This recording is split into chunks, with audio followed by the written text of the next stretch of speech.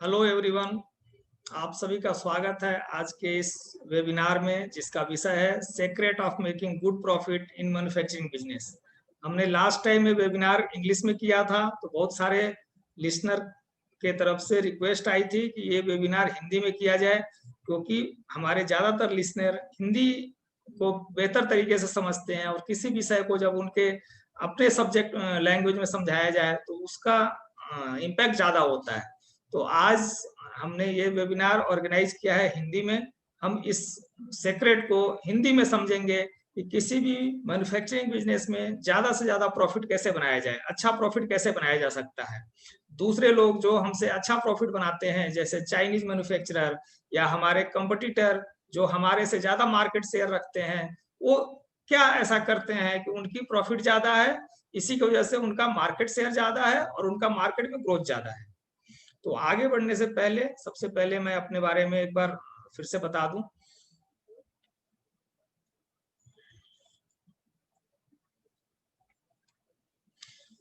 तो मेरा नाम प्राण रंजन गुप्ता है। मैं एक मैकेनिकल इंजीनियर हूं और मैंने ऑपरेशंस मैनेजमेंट में पीजीडीवीएम किया हुआ है। इसके अलावा मैंने 20 साल डिफरेंट मैन्युफैक्चरिंग कंपनीज में काम किया है, जो डिफरेंट सेक्टर की मैन्युफैक्चरिंग कंपनीज थी, जैसे automobile industry, medical device industry, electrical home appliances, homeware, railway coach and loco fabrication की कंपनियां। इसके बाद मैंने अपनी कंपनी शुरू करी और अब मैं 2 डिफरेंट प्लेटफॉर्म चलाता हूँ। एक फेवरेट.इन, जहाँ पे मैं ग्रोसरी ई कॉमर्स का बिजनेस कर रहा हूँ। इसका मतलब कि हम ग्रोसरी को डिजिटल मार्केटिंग, ब्रांडिंग और ई कॉमर्स करते हैं। सेकंड प्लेटफॉर्म mcost.in, जिसमें हम छोटी मैन्युफैक्चरिंग इंडस्ट्री को उनके मैन्युफैक्चरिंग कॉस्ट को कैसे कैलकुलेट किया जाए और मैन्युफैक्चरिंग कॉस्ट को ठीक करके प्रॉफिटेबिलिटी कैसे इंक्रीज की जाए, वो हम उन लोगों को नॉलेज दे रहे हैं और उनकी हैंड होल्डिंग कर रहे हैं। इससे पहले मेरा जो अपना 20 ईयर का एक्सपीरियंस है, उसमें मैंने डिफरेंट सब्जेक्ट पे काम किया, जिसमें techno commercial analysis and project feasibility, business case and pay back, break through in existing manufacturing process, SPM development and low cost automation, core technical subject जैसे कि metal forming, tool engineering, welding, machining, surface coating, etcetera etcetera. So अब आगे बढ़ते हैं presentation पे। सबसे पहले presentation में जाने से पहले हमें जानना जरूरी है कि किसी भी मैन्युफैक्चरिंग में एक शुड कॉस्ट टेक्निक है, कि कोई भी मैन्युफैक्चरिंग हम कर रहे हैं तो हमारा कॉस्ट क्या होना चाहिए था, हमें किस मशीन में कितना पैसा डालना चाहिए था, उस मशीन का रनिंग कॉस्ट क्या होना चाहिए। तो इन चीज को जानने की प्रक्रिया को हम बोलते हैं शुड कॉस्ट, कि हम कहाँ पे कितना खर्च होना चाहिए और हम क्या खर्च कर रहे हैं। इससे हमें फायदा क्या होने वाला है, अगर हमें अपना शुड कॉस्ट पता हो तो हमें क्या फायदा हो सकता है। तो इससे ये 3 फायदे हो सकते हैं हमें। पहला फायदा होगा कि प्रॉफिटेबिलिटी इंक्रीज होगी और हम बिना किसी नए इन्वेस्टमेंट के, बिना कोई कॉस्ट ऐड किए हम अपना प्रॉफिट बढ़ा सकते हैं। दूसरा, हम अपना बिजनेस ग्रो करा सकते हैं, और वो भी कंपटीटर के प्राइस पे, यानी जिस प्राइस पे हमारा कंपटीटर सेल करता है, जिस प्राइस पे हमारे चाइनीज इंपोर्टर या चाइनीज कंपनियां सेल कर रही हैं, उस प्राइस पे हम अपना बिजनेस को कैसे आगे बढ़ा सकते हैं।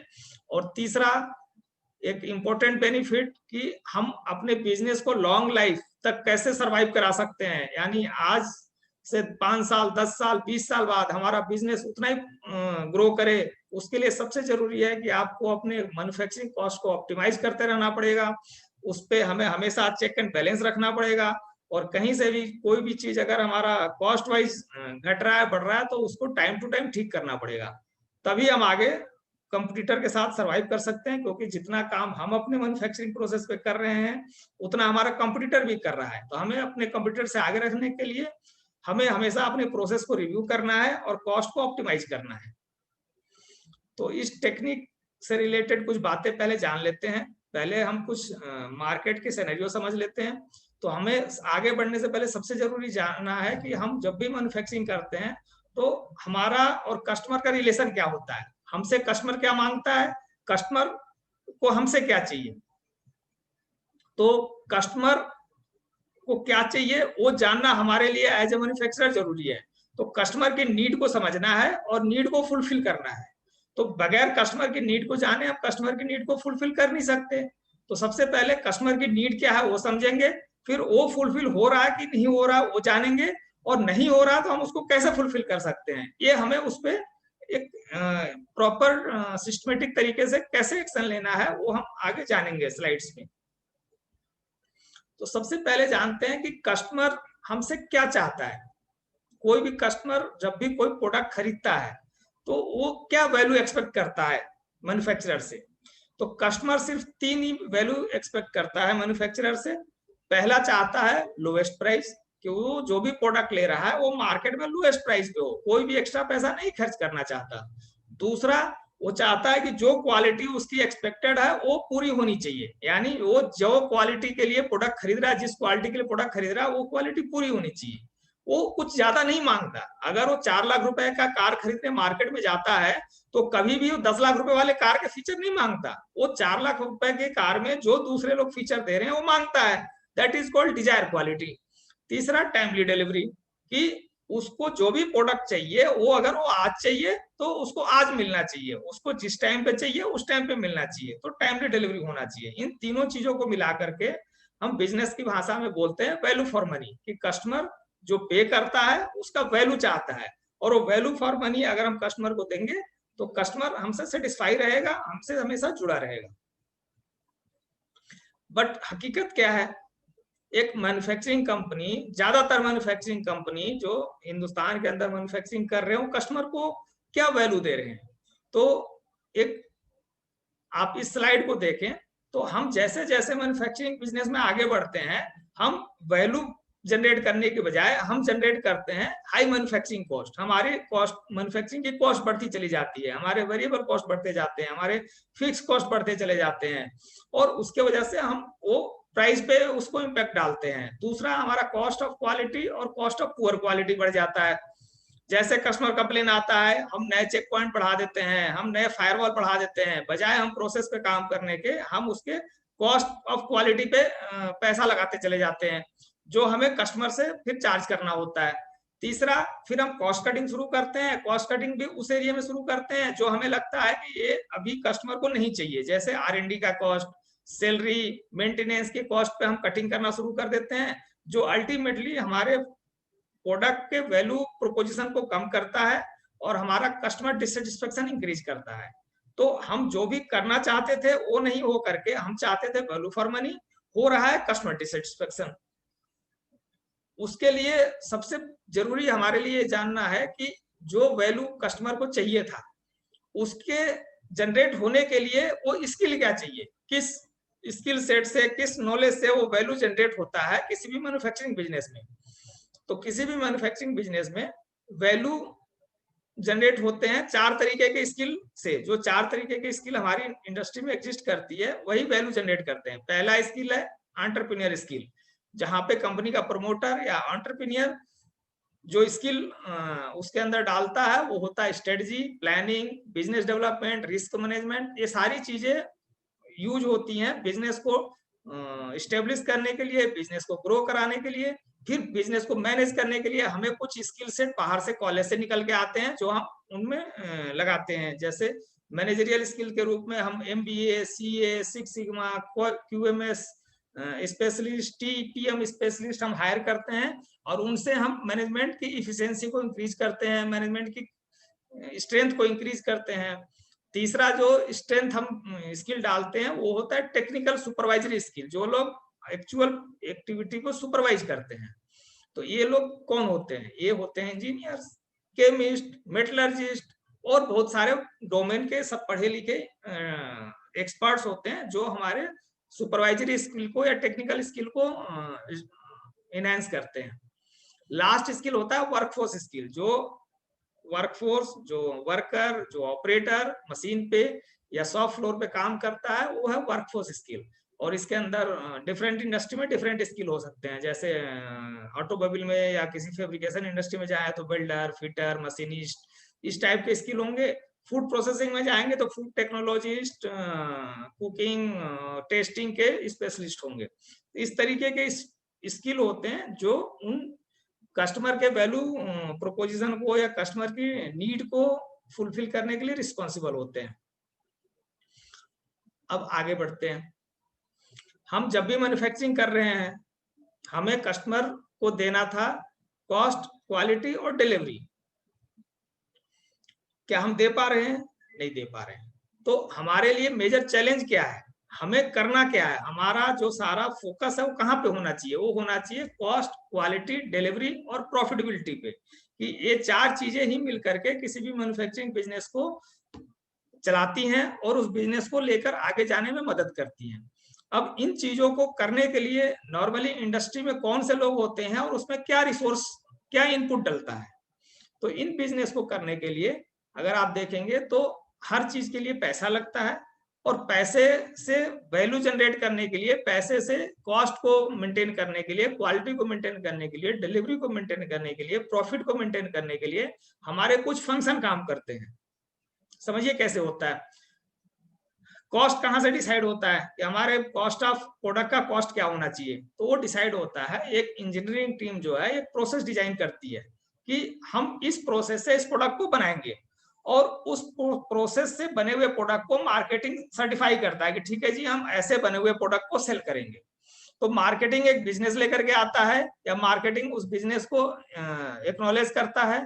इंजीनियरिंग एक मैन्युफैक्चरिंग सिस्टम डिजाइन करता है जिसमें एक सर्टेन कॉस्ट डालता है वो, और उसी सिस्टम से एक रनिंग कॉस्ट बनता है। जैसे हम अगर कोई प्रोसेस कर रहे हैं, हमने एक प्रोसेस ए अडॉप्ट किया है, तो उसका एक इलेक्ट्रिसिटी कॉस्ट अलग होगा, उसका मैन पावर का कॉस्ट अलग होगा, उसका कंज्यूमेबल कॉस्ट अलग होगा। अगर उसकी जगह हम कोई दूसरा ऑप्शन यूज करते, ऑप्शन बी यूज करते, तो मे बी उसका इलेक्ट्रिसिटी कॉस्ट अलग हो सकता था, उसका मैन पावर कॉस्ट अलग हो सकता था। ये डिसाइड तभी हो जाता है जब इंजीनियरिंग डिपार्टमेंट आपका प्रोसेस डिजाइन करता है। तो कॉस्ट डिजाइन करता है इंजीनियरिंग डिपार्टमेंट, फिर उस कॉस्ट से बने हुए प्रोसेस से एक प्रोडक्ट बनना शुरू हो जाता है। अब प्रोडक्ट बनने लगा तो उससे क्वालिटी क्या बनेगा? वो क्वालिटी क्या बनेगा, पहले तो इंजीनियरिंग एक लिख करके डॉक्यूमेंट, जिसको हम एसओपी बोलते हैं, कंट्रोल प्लान बोलते हैं, या चेक शीट बोलते हैं, इंजीनियरिंग रिलीज करता है, प्रोडक्शन उसके अकॉर्डिंग काम करता है, और उसका एक बाई प्रोडक्ट है जो हमें क्वालिटी प्रोडक्ट के अंदर मिलता है, वो क्वालिटी हम मार्केट में सेल करते हैं। तीसरी चीज डिलीवरी, डिलीवरी के लिए रिस्पॉन्सिबल कौन है? तो डिलीवरी के लिए रिस्पॉन्सिबल है प्रोडक्शन और सप्लाई चेन मैनेजमेंट। और प्रॉफिट के लिए कौन रिस्पॉन्सिबल है? तो प्रॉफिट हमेशा जिम्मेदारी होती है कंपनी प्रमोटर की या फिर फाइनेंस डिपार्टमेंट की।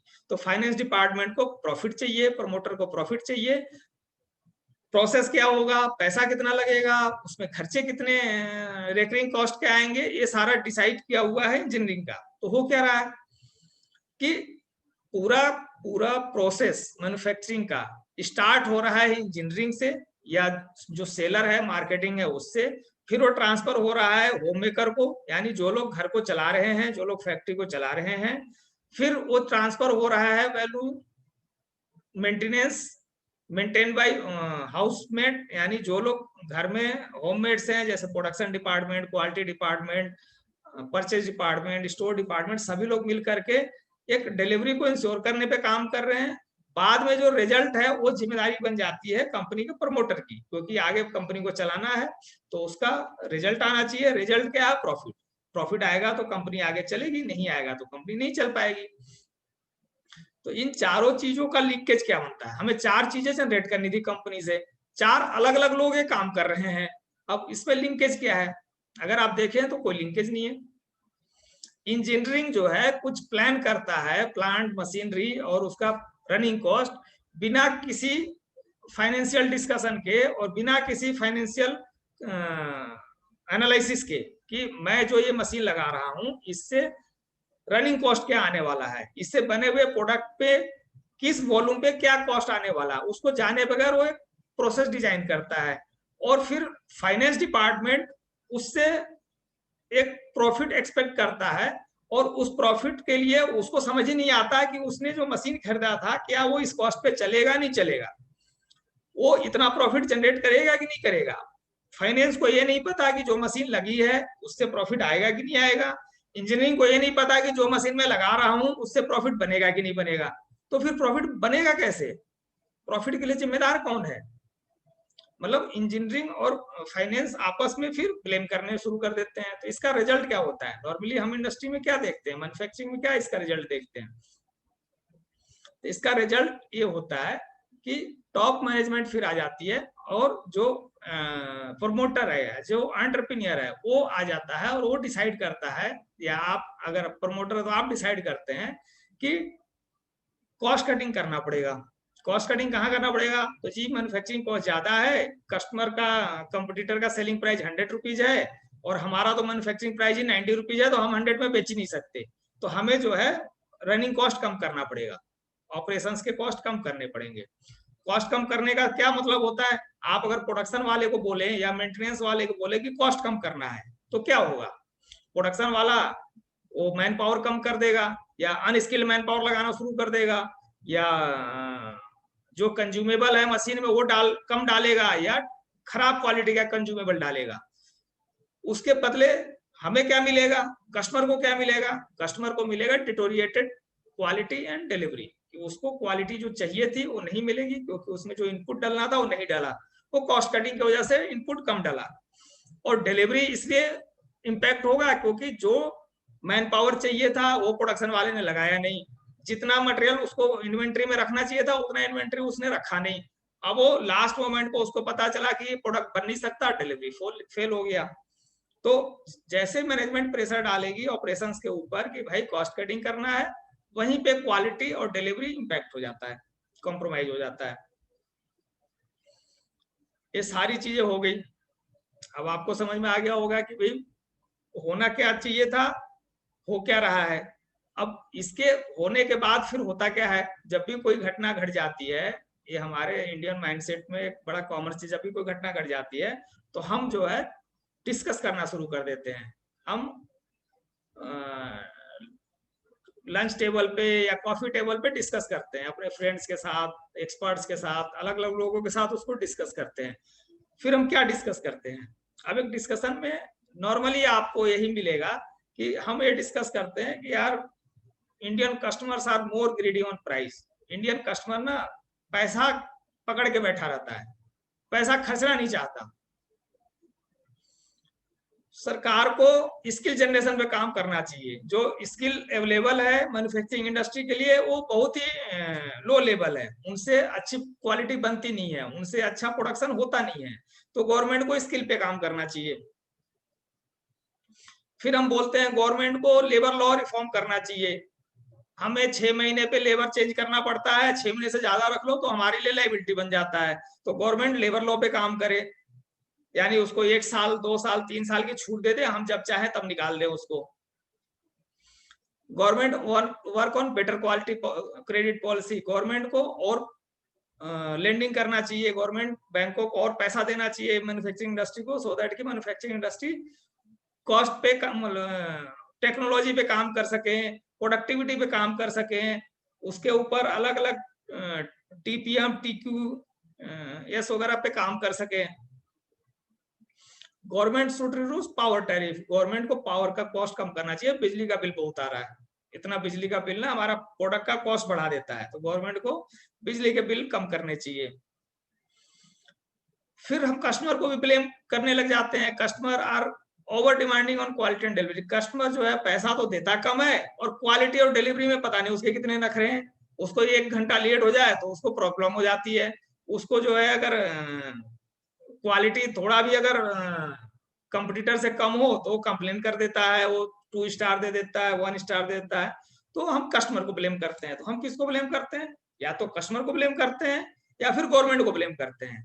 हमने ना तो अपने किसी फंक्शन को ब्लेम किया, ना अपने आप को ब्लेम किया, ना अपने अंदर झांक के देखा, हमने सीधा सीधा सारा ठीकरा फोड़ दिया कस्टमर पे और गवर्नमेंट पे। बट ऐसा क्या सही था? मतलब गवर्नमेंट ही गलत थी या कस्टमर गलत है? नहीं। अब देखिए, अगर आप इसको ध्यान से सोचें, अगर आप इसको डिटेल एनालिसिस करें तो आपको समझ आएगा कि Indian customer are not greedy. वो इसलिए वो हमारा प्रोडक्ट नहीं ले रहे क्योंकि उनको हमसे सस्ते दाम पे और सेम क्वालिटी का प्रोडक्ट मार्केट में मिल रहा है। वो चाइनीज प्रोडक्ट भी हो सकता है, कोई भी प्रोडक्ट हो सकता है। अगर चाइनीज भी कोई सेल कर रहा है तो इसका मतलब उसने भी कोई कॉस्ट मैन्युफैक्चर करने में खर्च किया होगा, और जो मटेरियल कॉस्ट और मैन्युफैक्चरिंग कॉस्ट लेकर के जो कॉस्ट बनता होगा उसी पे सेल किया होगा, लॉस में तो नहीं सेल किया होगा। तो अगर कोई कस्टमर वही प्रोडक्ट उसको दे रहा है कोई तो हमारा कस्टमर जो है वो खरीद रहा है। दूसरा, क्या हमारे लेबर की स्किल कम है? मैं नहीं मानता। हमारे इंडियन लेबर सबसे ज्यादा मल्टी स्किल्ड है, सबसे ज्यादा मल्टी स्किल्ड। आप एक लेबर को एक दिन बिल्डर की तरह यूज कर सकते हो, दूसरे दिन फिटर बना सकते हो, तीसरे दिन मशीनिस्ट बना सकते हैं, चौथे दिन वो हेल्पर की तरह भी काम कर लेता है। और आप किसी भी कंट्री में जाकर देखिए, ऐसे लेबर आपको बहुत रेयर मिलेंगे जो मल्टीटास्किंग हो। और लेबर रिफॉर्म की बात करें तो हम तो कैपिटलिस्ट डेमोक्रेसी है, हमारे यहाँ लेबर लॉ वैसे ही बहुत कैपिटलिस्ट के फेवर में है। मतलब हम कभी भी वर्कर रख लेते हैं, कभी भी निकाल लेते हैं, हमारे यहाँ कॉन्ट्रैक्ट सिस्टम है, हमारे यहाँ सारे वो सिस्टम है जो किसी भी डेवलप कंट्री में नहीं होता। आप यूरोप चले जाइए या यूएस चले जाइए, आप लेबर को निकाल के दिखाइए, पॉसिबल नहीं है आप लेबर को निकाल सकते हैं। हमारे यहाँ लेबर लॉ बहुत फ्लेक्सिबल है और इंडस्ट्री फ्रेंडली है, तो ये बात भी गलत है। क्रेडिट पॉलिसी की अगर बात करें तो आज के डेट में अगर आप क्रेडिट, जो भी बैंक लेंडिंग करता है उसमें ज्यादातर एमपीए आपको मैन्युफैक्चरिंग सेक्टर के अंदर है। यानी जो पैसा मैन्युफैक्चरिंग सेक्टर आज के डेट में भी उठा रहा है वो पैसा भी एमपीए हो जा रहा है, वो पैसा भी लौटा नहीं पा रहा। तो पहले जो पैसा ले रहे हैं उसको लौटाना सीख जाए, फिर शायद अगर ज्यादा पैसा जरूरत पड़े तो हम गवर्नमेंट को ब्लेम कर सकते हैं। पावर टैरिफ, अभी हम आगे की स्लाइड में देखेंगे कि हमारे पावर टैरिफ दुनिया में किसी भी मैन्युफैक्चरिंग कंपनी से, कंट्री से ज्यादा नहीं है। हम बहुत ही लोअर पावर टैरिफ पे काम करते हैं। अदर्स लोग जो चाइनीज या वियतनाम या दूसरे थाईलैंड वगैरह में जो लोग मैन्युफैक्चरिंग कर रहे हैं वो हमसे ज्यादा पावर कॉस्ट है उनकी। Customers have choice for better quality and delivery at same price. अगर कस्टमर को उसी प्राइस पे अच्छी क्वालिटी और अच्छे डिलीवरी टर्म के साथ प्रोडक्ट मिल रहा है तभी वो हमारे कंप्यूटर से खरीद रहा है। उसको कोई शौक नहीं है कि हमारे कंप्यूटर से खरीदे या चाइनीज प्रोडक्ट खरीदे। अगर उसको चाइनीज प्रोडक्ट अच्छी क्वालिटी का मिल रहा है, सस्ते दाम पे मिल रहा है, तभी वो खरीद रहा है। इसके लिए आप फैक्ट्स देखना हो तो आप डाटा चेक कीजिए, आप गूगल कीजिए, आपको सारा डाटा मिलेगा। तो ये डाटा क्या कहता है, हम देखते हैं एक बार डाटा क्या है। तो जो डाटा अवेलेबल है वो डाटा कहते हैं कि जो लेबर कॉस्ट है, जो मैन पावर कॉस्ट है हमारे इंडिया में $0.9 पर आवर है, जबकि चाइना में $2.8 पर आवर है। अब इसको अगर आप डेवलप कंट्री में चले जाएं तो वहां पे तो $46.4, $38.3 तक पर आवर लेबर कॉस्ट है। यानी हम तो लेबर को कुछ भी नहीं पे कर रहे हैं, हम तो नेग्लिजिबल पे कर रहे हैं अगर हम दूसरे मैन्युफैक्चरिंग कंट्री से कंपेयर करें, ये सारे मैन्युफैक्चरिंग कंट्री से कंपेयर करें। अगर पावर पावर हमारे यहाँ 8 सेंट पर यूनिट है, जबकि चाइना में भी सेम है, 8 सेंट पर यूनिट है। आप डेवलप कंट्री में चले जाइए तो हमसे 6 गुना 7 गुना पावर टैरिफ है, मैन्युफैक्चरिंग वो भी कर रहे हैं। एनपीए की बात करें तो आपको एनपीए ज्यादातर मैन्युफैक्चरिंग सेक्टर में दिखेगा, उसमें भी जो एमएसएमई है, micro small medium, in industry में एनपीए ज्यादा है। और एनपीए का अगर दूसरा डाटा आप चेक करें तो एनपीए कितने महीने में हो जाता है इंडिया में, तो नॉर्मली 36 महीने में, 30 से 35 महीने में मैक्सिमम एनपीए हो जाते हैं। यानी करीब 3.26% कंपनियां एनपीए में चली जाती हैं या उनका लोन एनपीए बन जाता है वो 3 से 3.5 साल के एज में पहुंचते पहुंचते। यानी हम जो पैसा बैंक से लेते हैं एज ए मैन्युफैक्चरिंग कंपनी, उसको हम 3-3.5 साल तक भी मतलब प्रॉफिटेबल नहीं कर पाते, और वो रिकवर रिटर्न करना तो दूर, वो एनपीए बन जाता है। और मैन्युफैक्चरिंग कितना कर रहे हैं हम? अब सारी चीजें हमारी सस्ती हैं, हमारे यहाँ लेबर सस्ता है, हमारे यहाँ पावर सस्ता है, फिर हम मैन्युफैक्चरिंग में कितना किस पोजीशन पे हैं?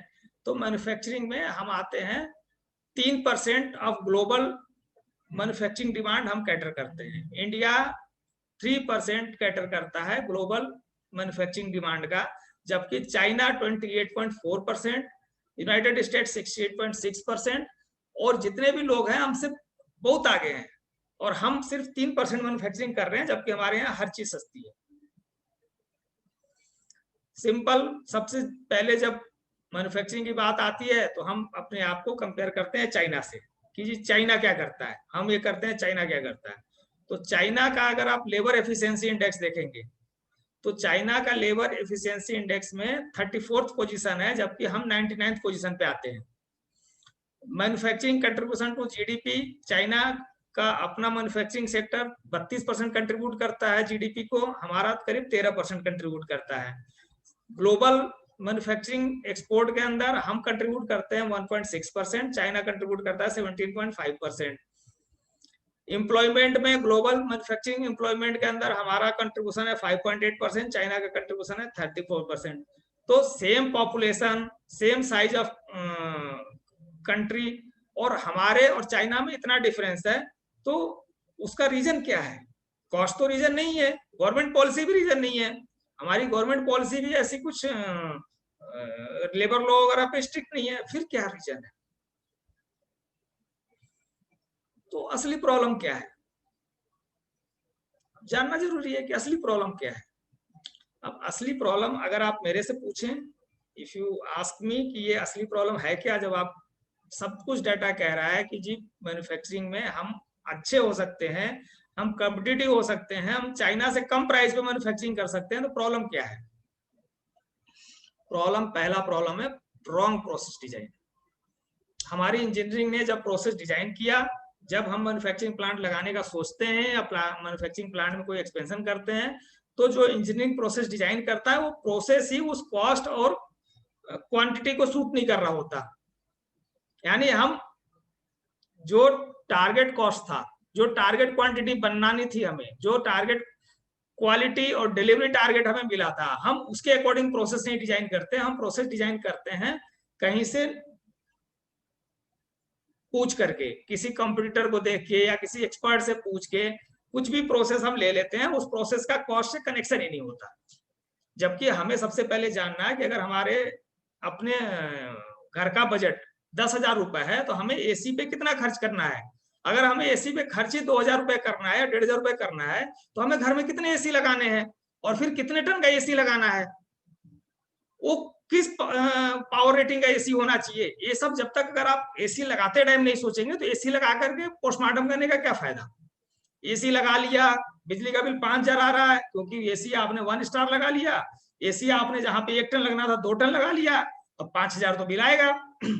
आपको चलाना है चलाओ, ना चलाना मत चलाओ। आप रोते रहोगे हाँ जी गवर्नमेंट के बिजली के बिल ज्यादा है। बिजली के बिल ज्यादा नहीं है, गवर्नमेंट का रेट टैरिफ तो वही है 8 रुपए पर यूनिट। आपने 2 टन का एसी लगा लिया, गलती आपकी है, गवर्नमेंट की नहीं है। तो आपको पहले अपना प्रोसेस सोचना चाहिए था जब आप प्रोसेस डिजाइन कर रहे थे। दूसरा, रॉन्ग प्लांट एंड मशीनरी। जब प्रोसेस गलत डिफाइन होगा तो प्लांट एंड मशीनरी भी गलत आएगी। यानी कि जहां पे 1 टन का एसी आना था 2 टन का एसी आ गया, जहां पे 10 किलोवाट मोटर की मशीन आनी थी वहां पे 20 किलोवाट मोटर की मशीन आ गई। आपने ओवर डिजाइन मशीनें खरीद ली, क्योंकि जब आपने प्रोसेस डिजाइन किया तो आपने प्रोसेस डिजाइन कर दिया 10,000 पीस पर डे के लिए, जबकि बनाने को मिल रहा है 1,000 पीस पर डे या 2,000 पीस पर डे। तो जो 10,000 पीस पर डे की मशीन है उसका तो पावर कंजप्शन ही 20 किलोवाट है। तो आप कंपटीटर के प्राइस को कैसे मैच कर सकते हैं जिसने 10 किलोवाट की मशीन पे किलोवाट की मशीन लगाई हुई है और 1,000 पीस के लिए मशीन लगाया हुआ उसने। तो 1,000 बनाने वाली मशीन पे कंपटीटर 1,000 पीस बना रहा है और आप 10,000 पीस बनाने वाली मशीन पे 1,000 बना रहे हैं। तो आपने गलत प्रोसेस अडॉप्ट किया, तो आपकी गलत मशीन आ गई। आपकी गलत मशीन आ गई, आपका प्लांट बड़ा लग गया, अब उसका कॉस्ट तो ज्यादा आएगा ही। फिर तीसरा, रॉन्ग ऑपरेशन मेथड, कि आपने प्रोसेस गलत चुना, उसकी प्लांट मशीनरी भी गलत आ गई। अब आप उसके ऊपर जो ऑपरेशन कर रहे हैं, जो प्रोडक्शन कर रहे हैं, उसका मेथड भी राइट नहीं है। यानी जो काम अगर बैच प्रोडक्शन से होना था वो आप लाइन प्रोडक्शन पे कर रहे हैं, या जो काम लाइन प्रोडक्शन पे होना था वो बैच प्रोडक्शन पे कर रहे हैं। जैसे एग्जाम्पल से समझते हैं, जैसे कोई प्रोडक्ट है, जैसे लाइन हमने लगा ली 5,000 की, अब लग गई लाइन, अब तो हम लाइन को उखाड़ कर फेंक नहीं सकते, लाइन को रिप्लेस नहीं कर सकते। हमारे पास ऑर्डर 1,000 पीस का है, हमारी लाइन लगी हुई है लाइन प्रोडक्शन के हिसाब से। साइकिल टाइम इनबैलेंस है, अगर साइकिल टाइम इनबैलेंस है, लाइन प्रोडक्शन की लाइन लगी हुई है, तो हम अगर पूरे लाइन को चलाएंगे तो हमारे पूरे लाइन का वेरिएबल कॉस्ट आएगा। जबकि हम कर क्या सकते थे कि हम उस प्रोसेस को पहले चलाएं जिसका साइकिल टाइम एक जैसा है, तो उनका एक बैच प्रोडक्शन कर लें, फिर दूसरी मशीन पे सपोज एक दिन हम एक मशीन को चलाएं, दूसरे दिन दूसरी मशीन को चलाएं, तीसरे दिन तीसरी मशीन को चलाएं। तो उससे क्या बेनिफिट होगा कि हमारे जो ऑपरेटर की रिक्वायरमेंट है, वो अगर टोटल लाइन को चलाने के लिए 20 ऑपरेटर चाहिए, तो शायद हम 4 ऑपरेटर से लाइन का एक हिस्सा चला सकते हैं for making same quantity with 100% efficiency. Second day हम सेम ऑपरेटर से बैलेंस 2 या 3 नई मशीनें चला सकते हैं for meeting that efficiency level, कि हम उसका फुल एफिशिएंट यूज करें। So this is kind of operation management technique, जहां पे मैन्युफैक्चरर को सोचना चाहिए कि वो उस लाइन को जो ऑपरेट करने का तरीका है वो ऑप्टिमम कॉस्ट के हिसाब से है या वो इनएफिशिएंट है, उससे जो कॉस्ट जनरेट हो रहा है वो कस्टमर के टारगेट कॉस्ट को मैच कर रहा है कि नहीं कर रहा है। तो ये सारी चीजें जाननी बहुत जरूरी है। ये तीनों चीजें ही हैं जो हमारे टेक्निकल प्रोफेशनल डिजाइन करते हैं, और प्रोफेशनल डिजाइन करने के बाद उनका जो मेन अंडरस्टैंडिंग होता है कि आज हम मशीन सेलेक्ट कर रहे हैं तो मशीन की बात करेंगे, बेस्ट टेक्नोलॉजी की बात करेंगे। आज हम प्रोडक्शन की बात कर रहे हैं तो आज हम बेस्ट प्रैक्टिसेस की बात करेंगे, हम टोयोटा प्रोडक्शन सिस्टम की बात करेंगे, हम काइजन की बात करेंगे। उस टाइम वो सारी चीजें ठीक है, बट कॉस्ट का अंडरस्टैंडिंग कहाँ है, उससे कॉस्ट का लिंकेज बनता है नहीं बनता। अगर वो टोयोटा प्रोडक्शन सिस्टम से हम लाइन प्रोडक्शन कर रहे हैं और उससे कॉस्ट नहीं लिंक हो पा रहा है, तो हमें सोचना पड़ेगा कि वो हमारे लिए सूट कर भी रहा है नहीं कर रहा। तो किसी भी प्रोसेस को डिजाइन करते टाइम, प्लांट एंड मशीनरी के सिलेक्शन के टाइम और उसके प्रोडक्शन मैनेजमेंट सिस्टम को डिफाइन करते टाइम हमें सबसे पहले सोचना है कि हमारी कॉस्ट टारगेट क्या है, और इस प्रोसेस को करने से हमारे कॉस्ट टारगेट मीट होते हैं कि नहीं मीट होते। तो अभी हम थोड़ा जान लेते हैं कि नॉर्मली मैन्युफैक्चरिंग इंडस्ट्री में कॉस्ट या मैन्युफैक्चरिंग कॉस्ट को हम कैसे एस्टिमेट करते हैं। जब एज ए सप्लायर हम कॉस्ट एस्टिमेट कर रहे होते हैं तो हम क्या करते हैं, as a customer cost estimate कर रहे होते हैं तो क्या करते हैं, और उसके करने से हमारे फाइनल जो कॉस्ट स्ट्रक्चर है उसमें क्या फर्क आता है। तो नॉर्मली मैन्युफैक्चरिंग में जब सेलर कॉस्ट एस्टिमेट करता है, यानी जो मैन्युफैक्चरर कॉस्ट एस्टिमेट करता है, तो अपने सारे खर्चे काउंट करता है from start to end. Start कहाँ से होता है, स्टार्ट होता है हमें जब कोई ऑर्डर आता है किसी ओईएम से, या अगर हम कोई अपना प्रोडक्ट बनाना चाहते हैं तो हम किसी प्रोजेक्ट रिपोर्ट को रेडी करते हैं with help of any expert, या किसी कंपटीटर या किसी अच्छी कंपनी को बेंचमार्क करके हम एक प्रोजेक्ट रिपोर्ट तैयार करते हैं। अब उस प्रोजेक्ट रिपोर्ट के बेस पे हमें मिलता है कुछ मैन्युफैक्चरिंग इंजीनियरिंग के आउटकम, जो PFD, layout, line balancing, make and buy decision, plant and machinery decision. ये डिसीजन हमारा होता है based on input of OEM या फिर हमारा जो प्रोजेक्ट रिपोर्ट। इसके बाद इसी बेस पे हम डिफाइन करते हैं अपना कैपेक्स और उसका आरओआई। कैपेक्स में हम क्या क्या डिफाइन कर लेते हैं, नॉर्मली अगर ग्रीनफील्ड प्रोजेक्ट है तो हम सारी चीजें करेंगे, land, building, equipment, FTG, utility, pre operative and project management cost. जो भी हमारा pre operative project management cost आना है वो हम सारा एस्टिमेट कर लेते हैं। फिर हम जब प्रोडक्शन पे जाते हैं तो प्रोडक्शन में हम डिफरेंट हेड्स में कॉस्ट को मॉनिटर करते हैं, जैसे हम finance cost, interest depreciation, fix cost, admin और overhead, material cost, raw material, POP cost और वेरिएबल कॉस्ट, जिसमें man power, power and fuel, store and tool, repair and maintenance, sales and distribution, ये सारे cost हम monitor करना शुरू कर देते हैं कि हमारा कहाँ पे कितना खर्च हो रहा है।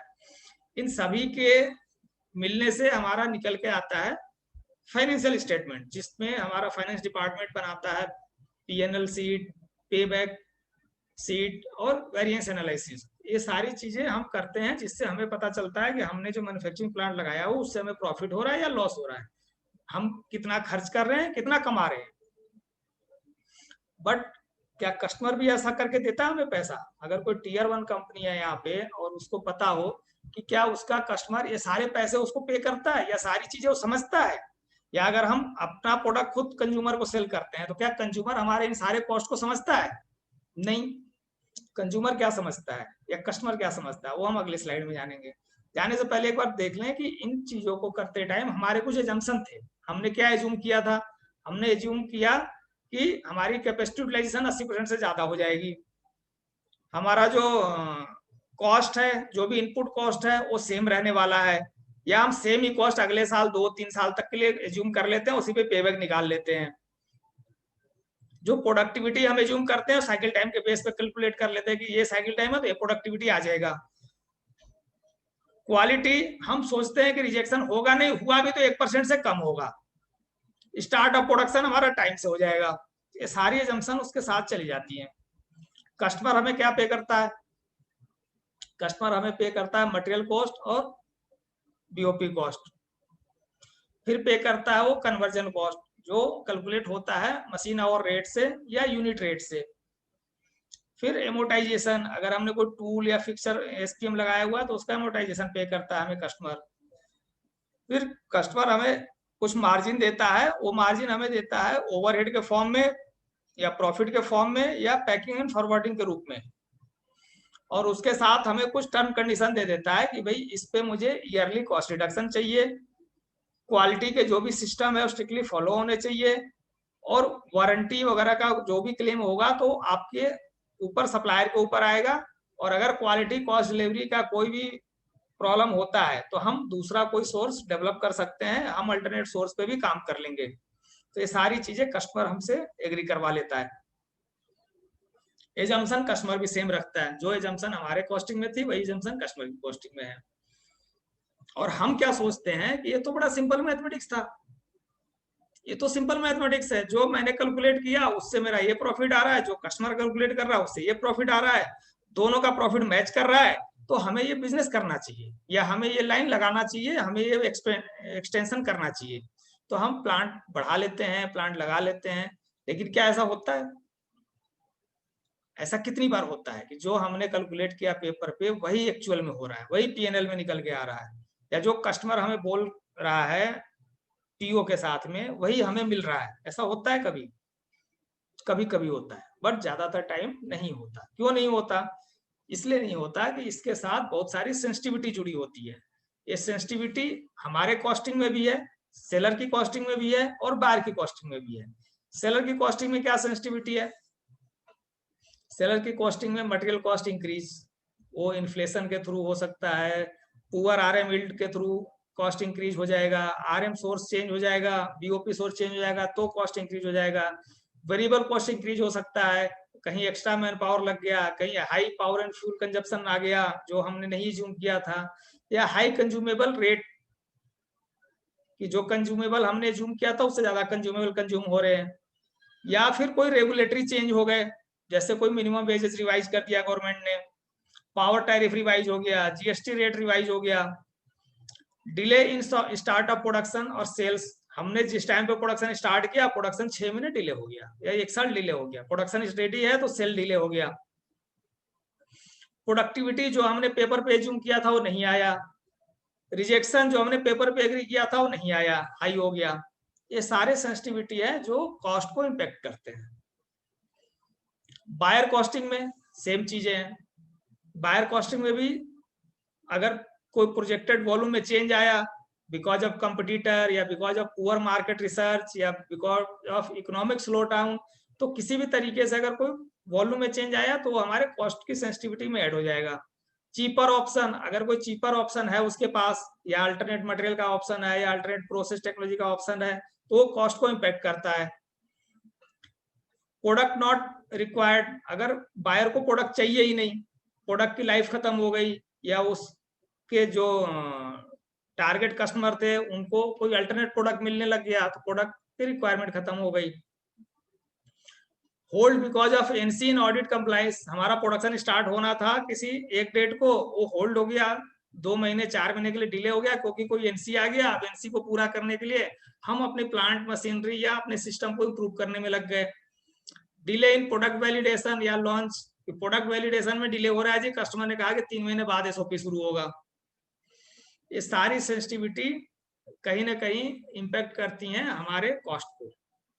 ये सीधा सीधा लिंक है हमारे कॉस्ट और प्रॉफिट से। हमने जो पैसा लगाया एज ए मैन्युफैक्चरर, हम जो पैसा एज्यूम कर रहे थे फॉर पे बैक और आरओआई, वो नहीं आएगा, क्योंकि इसमें से कोई भी सेंसिटिविटी अगर हमारे फेवर में नहीं है तो सीधा कॉस्ट को इम्पैक्ट करेगा।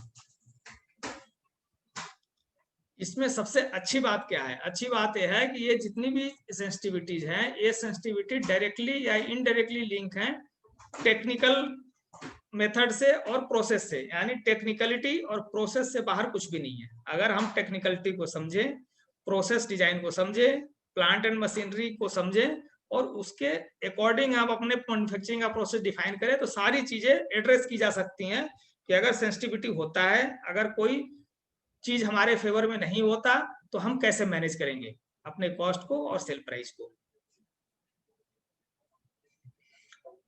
अब इन सेंसिटिविटीज का या कॉस्ट में हुई किसी भी एबनॉर्मलिटी का असर क्या होने वाला है बिजनेस पे, तो बिजनेस पे सबसे पहला असर जो होने वाला है वो होने वाला है कि सेल प्राइस नॉट कॉम्पिटिटिव। हमारे सेल प्राइस जो है कॉम्पिटिटिव नहीं रहने वाले। हम जिस प्राइस पे प्रोडक्ट बनाना चाहते थे, हमारा प्रोडक्ट का प्राइस कहीं बढ़ के आएगा। यानी हमने बड़ी शौक से प्रोडक्शन लाइन लगाई थी कि हम एक पेन बनाएंगे जो 5 रुपीज का पड़ेगा, 10 रुपीज का बेचेंगे। हमारी सारी सेंसिटिविटी गलत चली गई, वो प्रोडक्ट बन के ही 9 रुपए का पड़ रहा है, बेचोगे कैसे 10 रुपए का। Business not profitable. अब हम बिजनेस कर भी रहे हैं लेकिन हमें कंपटीटर के प्राइस को भी मैच कराना है, हमें मार्केट के प्राइस को भी मैच कराना है, तो बिजनेस प्रॉफिटेबल नहीं है। प्रोडक्ट का जो मैन्युफैक्चरिंग कॉस्ट है और जो सेल प्राइस है उसके बीच में कोई मार्जिन ही नहीं है। Sale going down. हम अगर सेल कर भी रहे हैं तो हम अपने कॉस्ट पे कंट्रोल नहीं कर पा रहे हैं, और जो ऑफर जो स्कीम हम कस्टमर को दे सकते थे नहीं दे रहे हैं, हम किसी भी तरीके का कोई डिस्काउंट नहीं दे रहे हैं, तो हमारा सेल डाउन होगा। क्योंकि हम basically cost on customer acquisition पे काम नहीं कर रहे हैं। हमारे पास पैसा ही नहीं बचा कि हम कॉस्ट ऑन कस्टमर एक्विजिशन पे खर्च करें, यानी एडवर्टाइजमेंट पे खर्च करें, ब्रांडिंग पे खर्च करें, मार्केटिंग पे खर्च करें। हमारे पास पैसे ही नहीं है। Customer going away. इन सब का रिजल्ट क्या हो सकता है? सबसे लास्ट में यही होगा कि भाई कस्टमर हमसे दूर जाएगा, कस्टमर डिससेटिस्फाई होगा, कस्टमर हमसे दूर जाएगा, कस्टमर हमारे प्रोडक्ट को लेना बंद करके कंपटीटर के प्रोडक्ट को लेना शुरू कर देगा। इन सब कामों को ठीक करने का क्या तरीका है? अगर आप इंडस्ट्री में किसी भी एक्सपर्ट के पास जाएं, किसी भी एजेंसी के पास जाएं, तो वो आपकी प्रॉब्लम को समझेंगे। हाँ जी, प्रॉफिट नहीं बन रहा है, हाँ जी बिजनेस ग्रो नहीं कर रहा है, अरे प्रोसेस ठीक नहीं है, मशीन ठीक नहीं है, तो करना क्या है? तो मार्केट में सोल्यूशन है। सोल्यूशन क्या है? स्टैंडर्ड टूल्स है या सॉफ्टवेयर अवेलेबल है फॉर प्रोजेक्ट मैनेजमेंट। वो आपको लिस्ट ऑफ प्रोजेक्ट बना के दे देंगे कि ये प्रोजेक्ट पे काम करो, इससे चीजें ठीक हो जाएंगी। या फिर कंसल्टेंसी सर्विसेज मिलेंगी जिसमें आप financial, technical, strategy related consultancy ले सकते हैं। या फिर कोई कॉस्ट क्वालिटी मैनेजमेंट सिस्टम आपको ऑफर किया जाएगा कि आप एक क्वालिटी मैनेजमेंट सिस्टम लगे जिससे आपकी सारी चीजें ठीक हो जाएंगी। या फिर आपको लीन कंसल्टेंट मिलेंगे, लीन मैनेजमेंट की ट्रेनिंग मिलेगी, लीन मैनेजमेंट का सारा एक फ्रेमवर्क आएगा, टीपीएम, टीपीएस, आईवे, काइजन, कानबान, पीक्यूसीडी, ये सारी चीजें तब पिक्चर में आती हैं जब बिजनेस प्रॉफिटेबल नहीं होता, जब मैन्युफैक्चरिंग कॉस्ट कंट्रोल में नहीं होता, और हम प्रॉफिट की बजाय लॉस करना शुरू कर देते हैं। अब इसमें से कोई भी टूल या टेक्निक, जितने टूल या टेक्निक मार्केट में अवेलेबल हैं, जो यहाँ पे लिस्टेड हैं या नहीं लिस्टेड हैं, इनमें से कोई भी टूल या टेक्निक ऐसा नहीं है जो हमारे मैन्युफैक्चरिंग प्रोसेस को, प्लांट एंड मशीनरी डिजाइन को डायरेक्टली लिंक करे प्रॉफिट से, कि हमारे प्रॉफिट किस किस पॉइंट से रुके हुए हैं, कहां कहां पे हमारा प्रॉफिट रुका हुआ है, वो टॉप 3 इशू क्या है जिसको मैं एड्रेस कर लूं तो मेरा प्रॉफिट आ जाएगा। कोई भी डायरेक्टली लिंक नहीं करता, सब यही बोलेंगे हाँ जी ये करो प्रॉफिट आने लग जाएगा, ये करो प्रॉफिट आने लग जाएगा। वो कहां से आएगा प्रॉफिट? वो पिन पॉइंट क्या है? आप किसी से पूछे पिन पॉइंट क्या है, ये कर दूं मैं, इसमें 50,000 रुपए खर्च कर दूं तो क्या प्रॉफिट 1 लाख रुपए आ जाएगा? कोई डायरेक्ट कोरिलेशन नहीं है, कोई डायरेक्ट कनेक्शन नहीं मिलेगा आपको। सो कंफ्यूज हो जाओगे आप। So there is always confusion. जब भी हम इन चीजों को लेके जाते हैं हमारे पास कंफ्यूजन हो जाता है। क्या कंफ्यूजन होता है? कि क्या ये हमारे बिजनेस में काम करेंगे, कौन सा टूल हमारे बिजनेस में काम करेगा, क्या हमारी टीम इन चीजों को इम्प्लीमेंट करने के लिए या सीखने के लिए कॉम्पिटेंट है। अगर कॉम्पिटेंट नहीं है तो फिर हम पैसा खर्च करके भी पता चला हमारी टीम को समझ में नहीं आया, और अगर मैं इस पे पैसा खर्च भी कर दूं तो उसका रिटर्न ऑफ इन्वेस्टमेंट क्या होगा, उसका आरओआई क्या होगा, आएगा नहीं आएगा।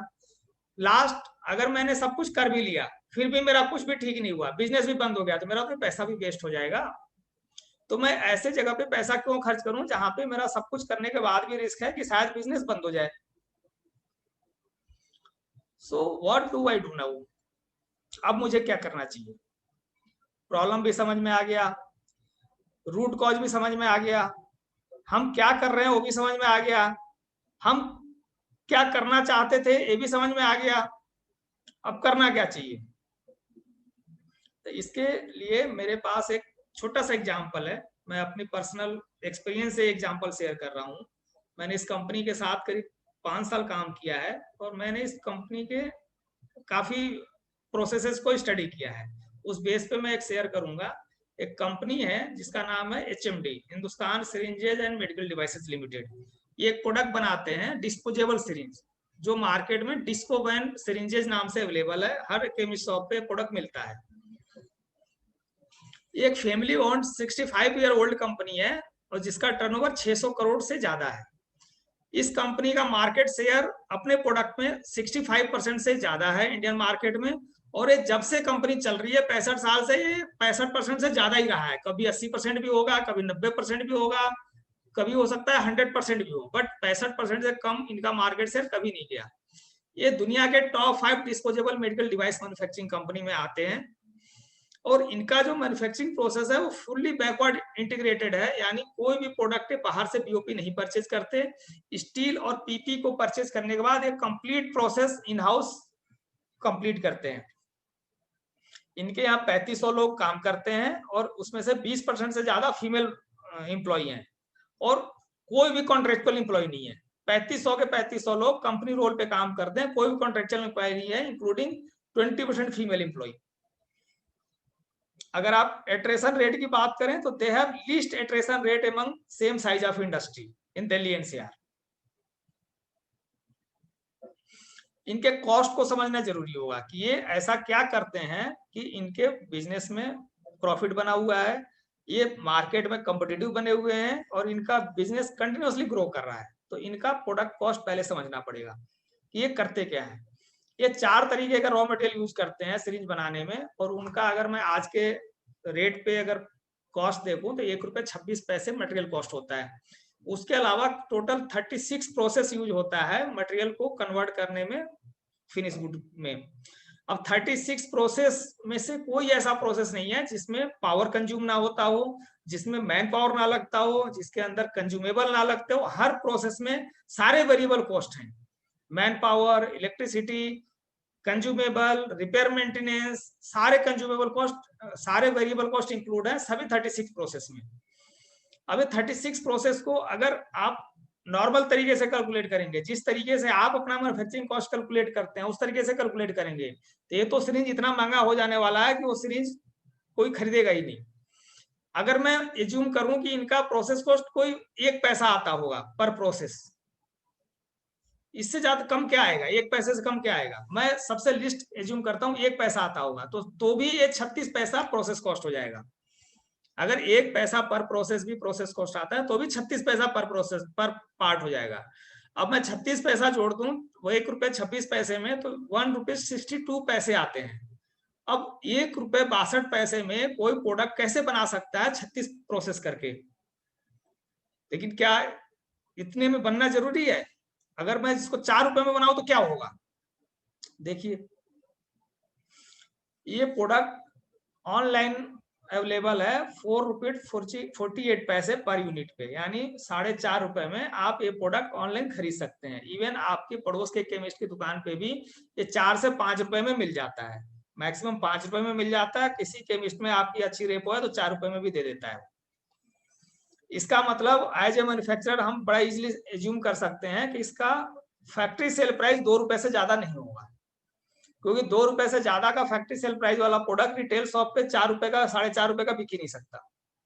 वो जाता है डिस्ट्रीब्यूटर को, डिस्ट्रीब्यूटर से डीलर को, डीलर से फिर रिटेलर को, बीच में लॉजिस्टिक कॉस्ट है, इन्वेंट्री कॉस्ट है, हर चीज है, तो वो ₹2 से ज्यादा का नहीं होगा। मेरा जो अपना निजी एक्सपीरियंस है, जब मैं 2010 में इस कंपनी में काम करता था, उस टाइम इस प्रोडक्ट का फैक्ट्री सेल प्राइस था ओनली ₹1.50। और मेरी जानकारी के अकॉर्डिंग जब ये प्रोडक्ट फर्स्ट टाइम इंडिया में लॉन्च हुआ था 1994 में, उस टाइम इस प्रोडक्ट का फैक्ट्री सेल प्राइस था ओनली ₹1। यानी 16 साल में बिटवीन 1994 टू 2010 इस प्रोडक्ट का कॉस्ट उन्होंने इंक्रीज किया 50%।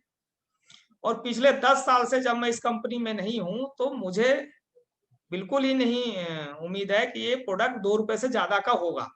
तो ये 100% ₹2 से कम का होगा। अब 36 प्रोसेस परफॉर्म करना। Most of the process are CNC, क्योंकि नीडल की ग्राइंडिंग, नीडल की cleaning, this are all CNC, all are camera inspection.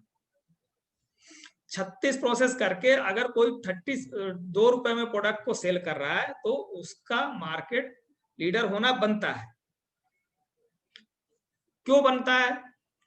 क्या यूएसपी है जिससे वो मार्केट लीडर बने हुए हैं और बने रहना बनता है उनका? तो लोवेस्ट प्राइस।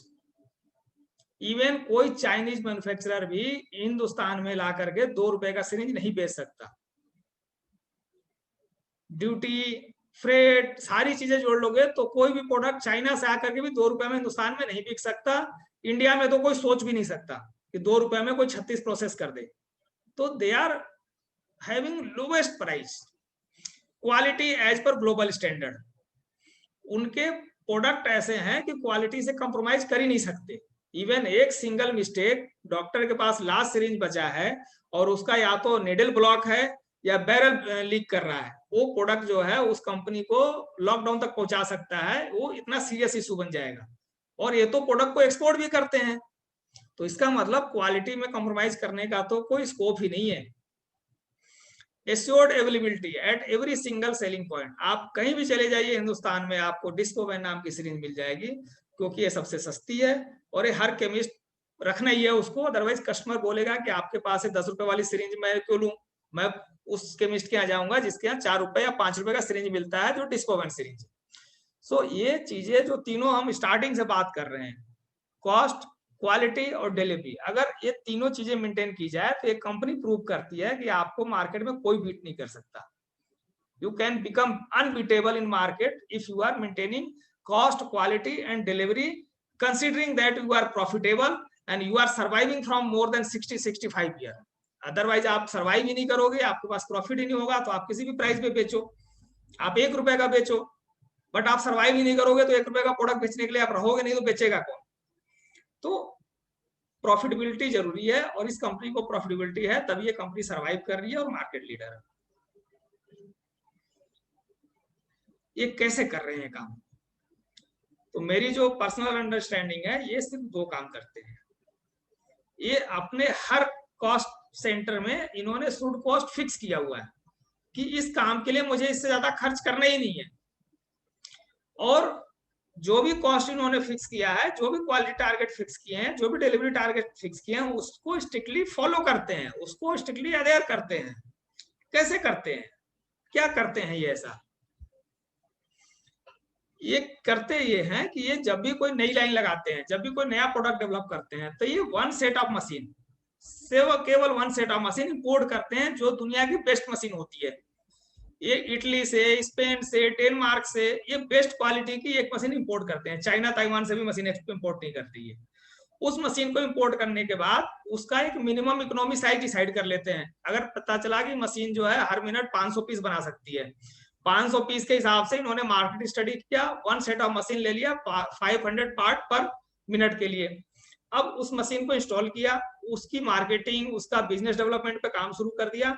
साथ के साथ इनके अपने अंदर टूल रूम है, टूल रूम उस मशीन की रिवर्स इंजीनियरिंग पे काम शुरू कर देता है, और हर एक मशीन का एक डुप्लीकेट मशीन इनके इंटरनल टूल रूम में तैयार होने लग जाता है।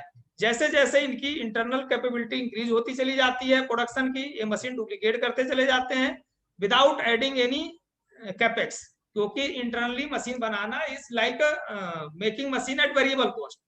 क्या आप अपने रिपेयर मेंटेनेंस के खर्चों पे भी मशीन बना सकते हैं, आपको कैपेक्स की जरूरत नहीं है। आप मशीन बनाते रहिए, आप स्पेयर पार्ट खरीद खरीद के मशीन बना लीजिए, जब तक आपकी मशीन बनेगी, कैपेसिटी इंक्रीज होगा, वहां पे मार्केटिंग उतना डिमांड इंक्रीज कर लेता है। तो ये पहले एक सेट ऑफ मशीन खरीदते हैं, उस मशीन को रिवर्स इंजीनियर करके उसका डुप्लीकेट मशीन बनाते हैं, और जैसे जैसे ये कैपेसिटी इंक्रीज करते हैं, वैसे वैसे इनकी मार्केटिंग जो है वो बिजनेस लेकर आती रहती है। उस बीच में ना तो इनका कोई फिक्स कॉस्ट बढ़ता है, ना कोई कैपेक्स बढ़ता है, और ना ही किसी तरीके का कोई एडिशनल कोई प्लांट एंड मशीनरी पे खर्च होता है। इवन अगर आप लास्ट पॉइंट देखें तो culture building with legacy of company, एक इन्होंने कल्चर बिल्ड किया हुआ है अपनी लिजेसी से जोड़ के कि जी हम कोई भी खर्चा अननेसेसरी करते ही नहीं है। जैसे ये कोई भी सेलिब्रेशन है, एनुअल फंक्शन है, दिवाली है, विश्वकर्मा पूजा है, ये DIY के थ्रू करते हैं। इवन डेकोरेशन एम्प्लॉय करेंगे, प्रिपरेशन एम्प्लॉय करेंगे, कोई बाहर का कोई इवेंट मैनेजर बुला करके काम कराना, no, there is no cost for any event management. Even जो दिवाली के स्वीट्स बनने हैं, दिवाली की मिठाइयां बटनी है, वो मिठाइयां भी कैटरर फैक्ट्री में आता है। फैक्ट्री के अंदर वही एक फिक्स लड्डू जो सालों से बनता आ रहा है, 60-65 सालों से वही बनाता है, वही डिस्ट्रीब्यूट होता है। वो बजटेड है, उसमें कोई फ्लेक्सिबिलिटी है नहीं कि जी इस साल दिवाली में हम कोई काजू की बर्फी बांटने ही नहीं है, बजट ही नहीं है, शुड कॉस्ट अलाउ नहीं करता उसको। So they are very strict on their should cost. क्या नहीं करते? तो कोई आउटसोर्सिंग नहीं करते, कोई कॉन्ट्रैक्ट हायरिंग नहीं करते, कोई ओवर टाइम वर्किंग नहीं करते, कोई ट्रेनिंग आउटसाइड से अरेंज नहीं करते, किसी भी तरीके की पुश मार्केटिंग नहीं करते, किसी भी तरीके का लेबर लॉ वायलेशन नहीं करते, जहां से कोई 1 रुपए का भी कोई फाइन आ जाए, कोई वायलेशन नहीं करते। ये वायलेशन नहीं करते मतलब इनके जितने भी एम्प्लॉय, जैसे मैंने बताया, परमानेंट है, अपने कंपनी रोल पे है, अगर वो छोड़ के भी चले गए तो उसका प्रॉपर फुल एंड फाइनल करके उसके घर तक पहुंचाते हैं। किसी भी तरीके का कोई कोड ऑफ कंडक्ट पे टॉलरेट नहीं करते, कोई एनसी टॉलरेट नहीं करते on any quality management system और GMP system.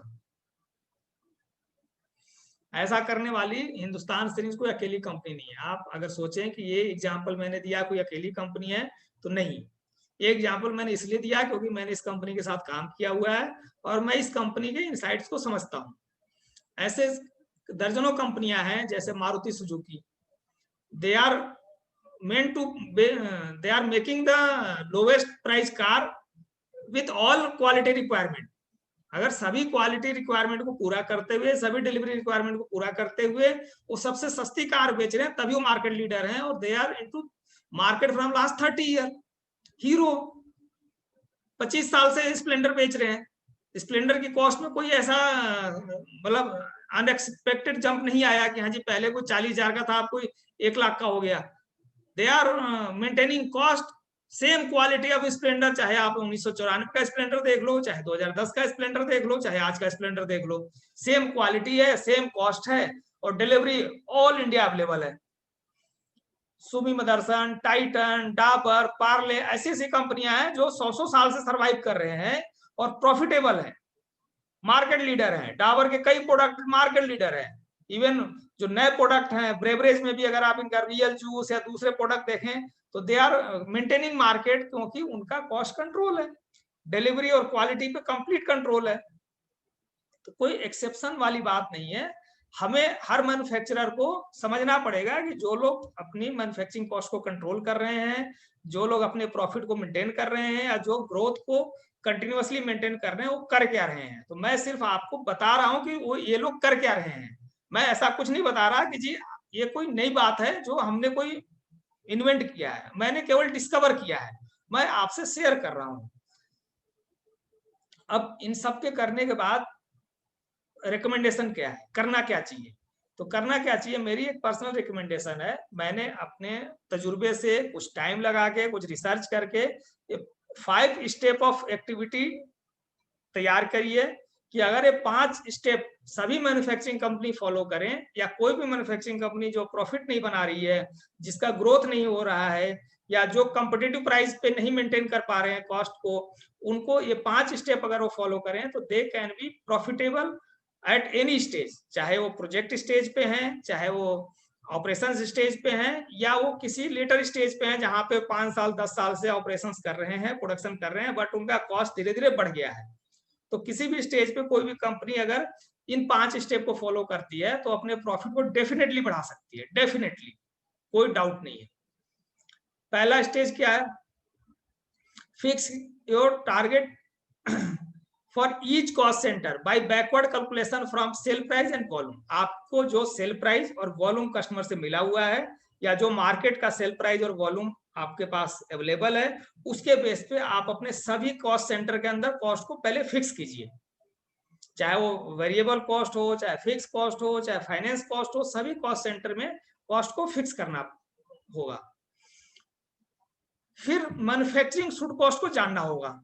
Her should cost में मैन्युफैक्चरिंग शुड कॉस्ट क्या, मैन्युफैक्चरिंग कॉस्ट क्या है? मैन्युफैक्चरिंग कॉस्ट है वेरिएबल कॉस्ट, जिसके अंदर आते हैं man power, power and fuel, repair and maintenance, sales and distribution, ये सारे कॉस्ट को, हर कॉस्ट को पहले कैलकुलेट करना पड़ेगा कि हम अगर ये मशीन अडॉप्ट करते हैं, ये प्रोसेस अडॉप्ट करते हैं तो हमारा क्या कॉस्ट आने वाला है, और हमारे पास कस्टमर का दिया हुआ कितना पैसा है, हम उसमें कहाँ पे कितना पैसा खर्च कर सकते हैं। तो हमें हर कॉस्ट में शुद्ध कॉस्ट को फिक्स करना चाहिए।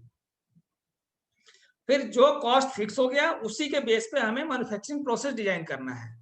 अगर हमारे पास किसी प्रोसेस को करने के लिए 10 रुपीज है, तो 10 रुपीज में क्या प्रोसेस कर सकते हैं, हमें वो प्रोसेस एक्सप्लोर करना है, वो ऑप्शन एक्सप्लोर करने हैं।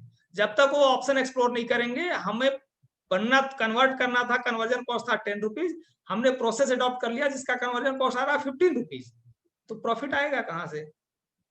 तो प्रॉफिट के लिए अगर हमारे पास टारगेट कॉस्ट ठीक पता है, तो हमें टारगेट कॉस्ट के अकॉर्डिंग अपना प्रोसेस डिसाइड करना है। फिर प्लांट एंड मशीनरी प्लानिंग या ब्रेक थ्रू, अगर हमारे पास नए प्लांट लगने का है या हमारा एग्जिस्टिंग प्लांट है तो हम ब्रेक थ्रू प्लान करेंगे, नया प्लांट है तो प्लांट एंड मशीनरी डिसाइड करेंगे कि इस कॉस्ट में प्रोसेस करने के लिए, इस प्रोसेस को करने के लिए कौन सा सुटेबल मशीन है, यानी कितना पावर हम खर्च कर सकते हैं, किस एमईएस की मशीन लगानी है। हमें फ्यूचर में जब वॉल्यूम बढ़ेगा तो हम इसको कैसे रिकरिंग इन्वेस्टमेंट के थ्रू इंक्रीज कर सकते हैं। तो हमें प्लांट एंड मशीनरी डिसाइड करना पड़ेगा, जो प्रोसेस हमने फिक्स किया है।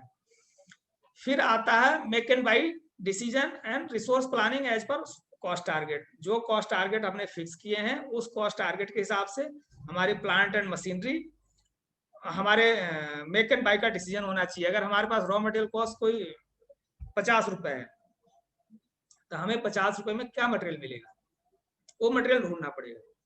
हर तरीके का मटेरियल मार्केट में अवेलेबल है, आपकी बजट क्या है आपको वो जानना जरूरी है। बगैर बजट जाने आपने अगर कोई मटेरियल ले लिया, तो वो मटेरियल जो है आपको आपके मैन्युफैक्चरिंग कॉस्ट को मैच करने ही नहीं देगा। तो एक बार फिर मैं रिपीट करूंगा, 5 स्टेप्स ऑफ शुड कॉस्ट में करना क्या है।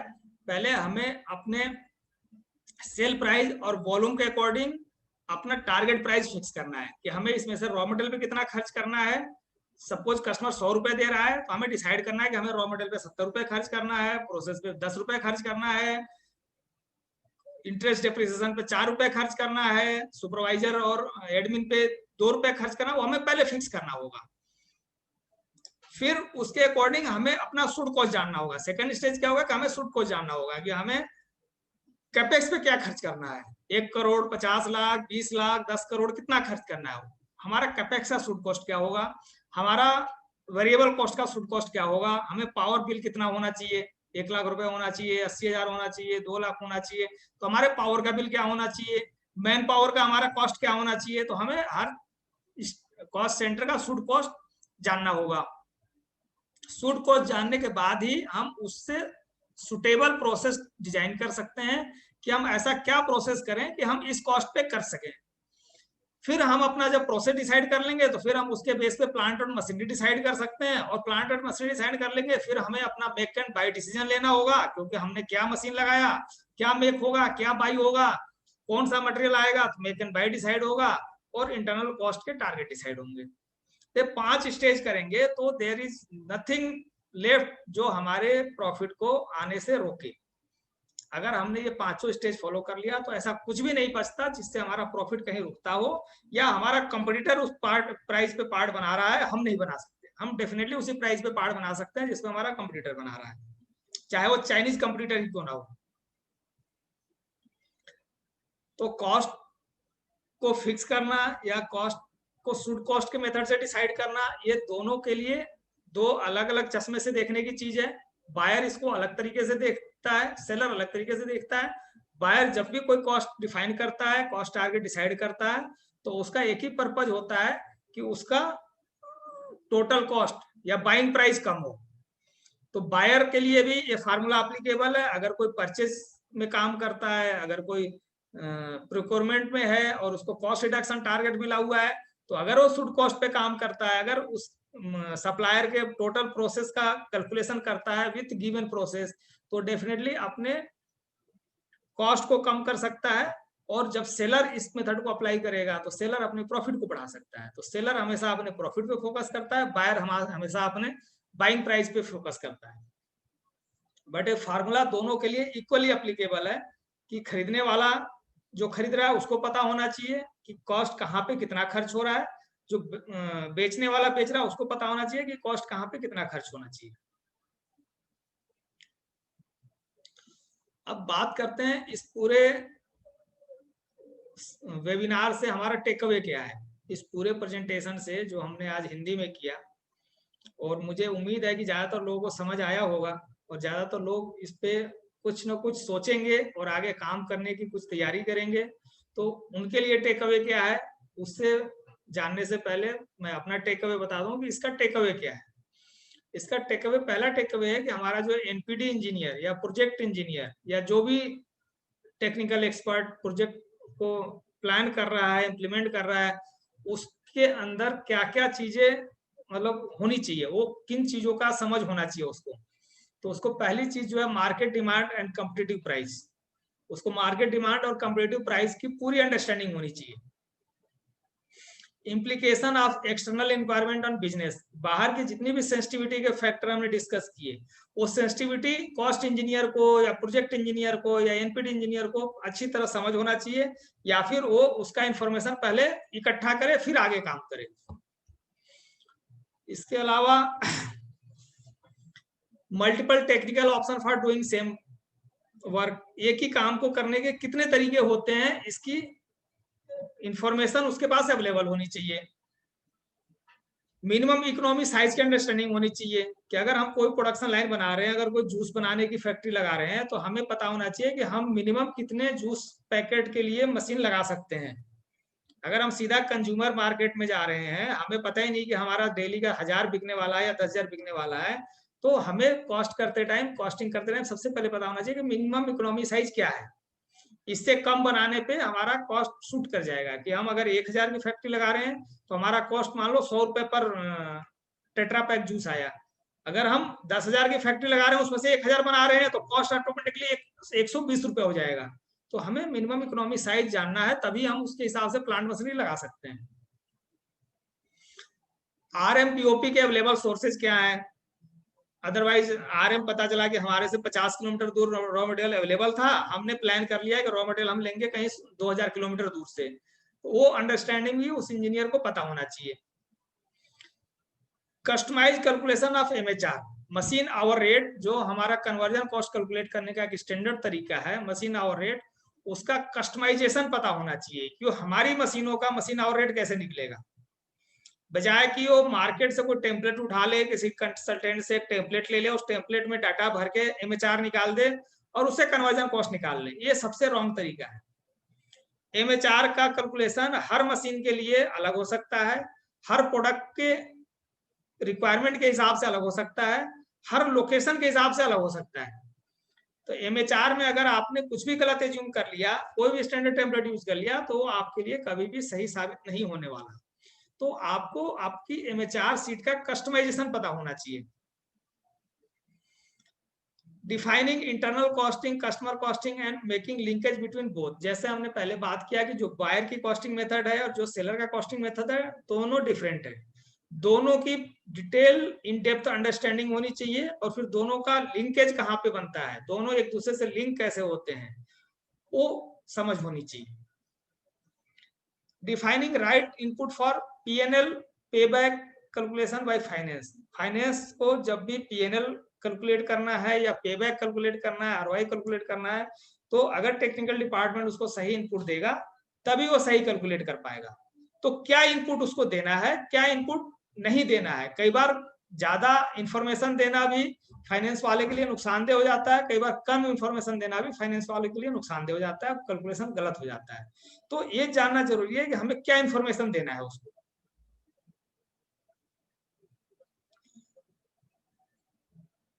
अगर इस टेक अवे की बात करें तो इसका सिर्फ 3 लाइनों में आंसर है कि उसको क्या आना चाहिए। तो उसको हर चीज के लिए बैकवर्ड कैलकुलेशन आना चाहिए। अगर आप मैन्युफैक्चरर हैं, आप अगर किसी चीज का कॉस्ट डिसाइड कर रहे हैं, तो आपको बैकवर्ड कैलकुलेशन आना चाहिए। बैकवर्ड कैलकुलेशन मतलब कि आपको सबसे पहले सेल प्राइस पता है, आपको वॉल्यूम पता है, उसके बेस पे बाकी के कॉस्ट सेंटर कैसे निकलेगा ये पता होना चाहिए। दूसरा, ज्यादातर ऑप्शन को एक्सप्लोर करने की एबिलिटी होनी चाहिए कि कितने ऑप्शन अवेलेबल है, रॉ मटेरियल के क्या क्या ऑप्शन है, प्रोसेस के क्या क्या ऑप्शन है, प्लांट मशीनरी के क्या क्या ऑप्शन है। तो उस प्रोसेस के ऑप्शन या मटेरियल के ऑप्शन को एक्सप्लोर करने की कैपेबिलिटी होनी चाहिए और उसके बेस पे ही डिसीजन होना चाहिए। विदाउट ऑप्शन आपको एक कोई प्रोसेस पता चला, आपने डिसाइड कर लिया, ये सबसे ज्यादा डेंजरस है, सबसे ज्यादा डेंजरस है। आपको हर प्रोसेस के लिए मल्टीपल ऑप्शन एक्सप्लोर करना ही होगा। इसके बाद तीसरी एक्टिविटी है कि आपको हर चीज का कॉस्ट बेनिफिट एनालिसिस करना है। किसी भी कॉस्टिंग इंजीनियर को, किसी भी एंटरप्रेन्योर को, किसी भी कॉस्ट अकाउंटेंट को हर चीज का कॉस्ट बेनिफिट एनालिसिस करना है कि हम अगर ये काम कर रहे हैं तो इससे हमें कॉस्ट क्या लगने वाला है, वैल्यू क्या मिलने वाला है। अगर मैं दूसरा कोई ऑप्शन एक्सप्लोर करता हूं तो उस पर कॉस्ट क्या लगेगा, उससे वैल्यू क्या मिलेगा। तो कॉस्ट और वैल्यू का कंटिन्यूअस एवेल्युएशन होना चाहिए। सेकेंड टेक अवे क्या है? सेकेंड टेक अवे है evaluate your calculation method and define best suitable to your product and process format. किसी भी काम को करने के लिए, किसी भी कैलकुलेशन को करने के लिए डिफरेंट फॉर्मेट की जरूरत पड़ती है। कौन सा फॉर्मेट आपके प्रोडक्ट, आपके बिजनेस, आपकी मैन्युफैक्चरिंग लाइन को सूट करता है, ये जानना बहुत जरूरी है। अगर आपने सही फॉर्मेट यूज नहीं किया, अगर कोई स्टैंडर्ड फॉर्मेट यूज कर लिया तो सारा कैलकुलेशन गलत हो जाने वाला है। तो आप अपने प्रोडक्ट, अपने प्रोसेस और अपनी मैन्युफैक्चरिंग फैसिलिटी के हिसाब से फॉर्मेट्स को डिजाइन करना या कस्टमाइज करना या तो खुद आना चाहिए या उसको किसी एक्सपर्ट से डिफाइन करवाना चाहिए, कस्टमाइज करवाना चाहिए। वो कौन कौन से मेन फॉर्मेट्स हैं? वो है मेक एंड बाय डिसीजन, किस तरीके से मेक एंड बाय डिसीजन लेना है, क्या कॉस्ट बेनिफिट एनालिसिस करना है, किन किन पैरामीटर पे एनालिसिस करना है। RM yield optimisation, RM yield को ऑप्टिमाइज करने के लिए क्या क्या पैरामीटर एनालाइज करना है, किस फॉर्मेट से एनालाइज करना है। Machine hour rate, MHR, defining and monitoring of variable cost, product costing, PNL link with your manufacturing cost. जो भी पीएनएल बना रहे हो मैन्युफैक्चरिंग कॉस्ट से लिंक करके कैसा पीएनएल बनना चाहिए, उसका भी एक स्टैंडर्ड फॉर्मेट कस्टमाइज होना चाहिए according to your manufacturing process and your manufacturing line. Pay back and ROI, every business, every company have different thought process on ROI या पे बैक, कि उसको आरओआई किस तरीके से चाहिए। कुछ लोग पीबीटी पे आरओआई निकालते हैं, कुछ लोग कैश प्रॉफिट पे आरओआई निकालते हैं, कुछ लोग एबिटा पे आरओआई निकालते हैं। हर चीज का एक अलग इम्प्लीकेशन है, उसका एक अलग मीनिंग है, उसको जानना जरूरी है, उसको समझना जरूरी है। अदरवाइज आप जो है गलत मेथड यूज करके या तो प्रोजेक्ट को गलत लगा देंगे या प्रोजेक्ट लगाएंगे नहीं तो उससे भी नुकसान होगा। सेकेंड टेक अवे का समरी ये है कि ये चीज होगा कैसे, इतने सारे फॉर्मेट बनाएगा कौन हमारे लिए, ये सारा काम करके कौन देगा। तो उसका एक सिंपल सा जवाब मेरे लिए इस वेबिनार में ये है कि उस प्रॉब्लम को ही सॉल्व करने के लिए हमने या हमारी टीम ने एक प्लेटफॉर्म डेवलप किया है जिसको आप www.mcost.in पे जाकर के चेक कर सकते हैं। ये अभी बिल्कुल ही नया प्लेटफॉर्म है, इस पे बहुत सारी चीजें वेबसाइट पे अवेलेबल नहीं है, हम उसको अपग्रेड कर रहे हैं, उस पर इंफॉर्मेशन इनकॉर्पोरेट कर रहे हैं। बट ये प्लेटफॉर्म आगे जाकर के लोगों की, मैन्युफैक्चरिंग कंपनियों की हेल्प करने वाला है to provide any manufacturing cost related services या कोई भी technico commercial services at zero cost. Zero cost का मतलब कि आप जो कॉस्ट पे करें इन सर्विसेज के लिए आपको एज सुन एज रिकवरी मिले। अगर आप कहते हैं कि मैं इसमें 10 लाख रुपए खर्च कर सकता हूं, मुझे 2 महीने में रिकवरी चाहिए, तो 2 महीने में पैसा वापस आ गया। It is zero cost impact on your pocket, आपके पॉकेट पे इसका कॉस्ट इम्पैक्ट नहीं हो रहा। अगर आपको लगता है कि आप नहीं अफोर्ड कर सकते, आपको 1 महीने में पे बैक चाहिए, 1 महीने का ऑप्शन भी अवेलेबल है। बट हम ऑप्शन एक्सप्लोर करना सिखाते हैं और हम एडवाइस करते हैं कि आप भी ऑप्शन एक्सप्लोर कीजिए।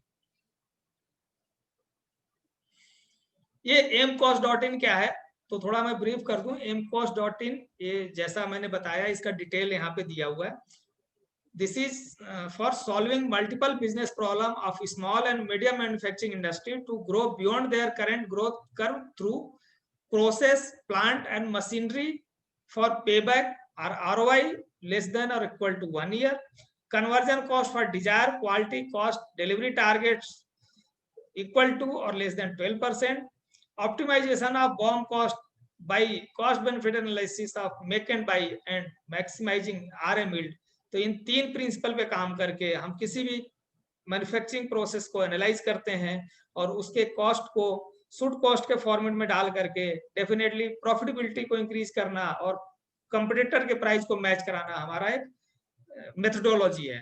सो this M cost is meant for all about this. इसमें अगर की एक्टिविटी की बात करूं मैं कि हम की एक्टिविटी क्या करते हैं या हम क्या करने जा रहे हैं, कुछ एक्टिविटी कर भी रहे हैं, कुछ एक्टिविटी करने जा रहे हैं। So that is first coaching जो हम आपके साथ अभी बात कर रहे हैं। Then advice, 1-to-1 advice, we have packages और we have schemes for 1-to-1 advice. और असिस्टेंस, अगर कोई कंपनी हमारी कोई सर्विसेज लेना चाहती है, हम अपने इंजीनियर लगा करके उनको असिस्ट करके चीजों को प्रूव करके और एग्जीक्यूट करके भी देने के लिए तैयार है। प्रोवाइड, अगर कोई चाहे कि नहीं हमें कोई असिस्टेंस नहीं चाहिए, हमें कुछ आप इंजीनियर प्रोवाइड कर दो, हमें कुछ सप्लायर प्रोवाइड कर दो, हमें कोई इंफॉर्मेशन प्रोवाइड कर दो, we are happy to share and provide any services, technical support or commercial support to any manufacturing company। Manage, अगर ग्रोथ को मैनेज करने के लिए, कॉस्ट, क्वालिटी, डिलीवरी को मैनेज करने के लिए अगर कहीं पे मैनेजरियल स्किल की जरूरत है, अगर कहीं पे कोई मैनेजमेंट टूल्स टेक्निक की जरूरत है, that also we are ready to manage with our skill set and our team. What we don't do, जो हम नहीं करते, हम किसी भी तरीके की लॉबिंग कस्टमर के साथ नहीं करते कि आपके कस्टमर के साथ हम कोई लॉबिंग करें, ऐसा नहीं करते। हम किसी भी तरीके के ट्रांसफॉर्मेशन की गारंटी नहीं देते क्योंकि ये आपके अपने विल पावर पे डिपेंड है, आपके विलिंगनेस पे डिपेंड है। हम तो यही इंश्योर कर सकते हैं कि जो कॉस्ट अगर आप हमारे ऊपर खर्च कर रहे हैं, we will ensure zero cost as soon as possible, कि उसका पे बैक जो आप चाहते हैं उसके अंदर मिले, या फिर आप वर्स्ट केस में यू डोंट नीड टू पे अस। guarantee your liability, we don't guarantee your liability, we don't be your representative, हम आपको रिप्रेजेंट नहीं करेंगे। we don't lend you money, no ethical illegal act on your behalf या sales on your behalf, we are not going to do any sales on your behalf। so this is all about my side, this is a total presentation जहां पे हमने पहले problem की बात करी, फिर हम क्या कर रहे हैं आज की डेट में उसकी बात करी, उसमें क्या खामियां हैं उसकी बात करी, सही तरीका क्या हो सकता है उसकी बात करी, उस सही तरीके को करने के लिए क्या करना चाहिए वो भी बात किया हमने। अब केवल बात करने से सॉल्यूशन नहीं आता, बात करने के बाद उस पर अमल करना जरूरी होता है। अमल करने के लिए सबसे जरूरी है किसी चीज को आप पहले बेसिक समझे, फिर उसको डिटेल में समझे। तो हम डिटेल में समझने के लिए 1 घंटा काफी नहीं होता, किसी भी चीज को 1 घंटे में नहीं समझा जा सकता, ना ही समझाया जा सकता। तो डिटेल समझने के लिए मैंने एक ट्रेनिंग प्रोग्राम डिजाइन किया है, और ये ट्रेनिंग प्रोग्राम 4 दिनों तक चलता है। रफली हम 1.5 घंटा डेली का देते हैं, यानी 6 घंटे का ट्रेनिंग प्रोग्राम है। तो 6 घंटे में हम जो भी बातें कर रहे थे, जैसे पहले दिन हम ट्रेनिंग प्रोग्राम में सिखाते हैं defining project cost as per customer price and volume. Second day make and buy decision, RM yield optimisation. Third day machine hour rate, variable cost, fix cost, finance cost को कैसे fix करते हैं, कैसे calculate करते हैं और सही cost क्या होता है। फोर्थ डे हम पे बैक कैलकुलेट करना, ROI कैलकुलेट करना, प्रोजेक्ट वाइबिलिटी एनालिसिस करना, इन चीजों के लिए जो टूल्स टेक्निक सिखाते हैं, और उससे रिलेटेड फॉर्मेट भी शेयर करते हैं जो स्टैंडर्ड फॉर्मेट है। बट स्टैंडर्ड फॉर्मेट जैसा मैंने बोला कभी किसी को यूज नहीं करना है। हर आदमी को यूज करने से पहले उसको समझना जरूरी है कि हमारे लिए कितना सूट करता है। ये वैसे ही है जैसे आप डॉक्टर के पास जाने से अच्छा कि आप गूगल करके दवाई खा लें, बट दवाई के ऊपर या गूगल के ऊपर हमेशा लिखा हुआ है कि ये हमेशा डॉक्टर की निगरानी में ही लें। तो फॉर्मेट हम शेयर करते हैं, बट फॉर्मेट को इम्प्लीमेंट करके उसका बेनिफिट हो जाएगा उसकी हम कोई गारंटी नहीं लेते। उसके लिए आपको प्रिस्क्रिप्शन कस्टमाइज्ड होना जरूरी है। अब इन सब चीजों को ट्रेनिंग देने के लिए डेफिनेटली अभी एक हमारा 4 दिन का शेड्यूल प्लान्ड है, 27, 28, 29 और 30, जिसमें कोई भी इनरोल कर सकता है और इनरोल करके इसका बेनिफिट ले सकता है। अदरवाइज ये ट्रेनिंग प्रोग्राम हम every month, once in a month चला रहे हैं और अगले महीने भी चलाएंगे। अगर कोई अभी इंटरेस्टेड ना हो बाद में भी ले सकता है, बट अभी का ट्रेनिंग प्रोग्राम अगर कोई ज्वाइन करता है तो उसके लिए हमने जो कॉस्ट फिक्स किया है, so that cost we are charging 1999 पर पार्टिसिपेंट। रेगुलर कॉस्ट अगर हम 6 घंटे की ट्रेनिंग की बात करें तो दैट इज रफली 8,000 रुपीज पर पार्टिसिपेंट। बट इस 27, 28, 29, 30 अक्टूबर के ट्रेनिंग शेड्यूल के लिए हर पार्टिसिपेंट का पार्टिसिपेशन फीस है 1999 पर पार्टिसिपेंट। और अगर इस शेड्यूल में अगर आप इनरोल करते हैं, पार्टिसिपेट करते हैं, so we are offering one complimentary also. That complimentary is free 20 minute discussion by one Zoom call with me.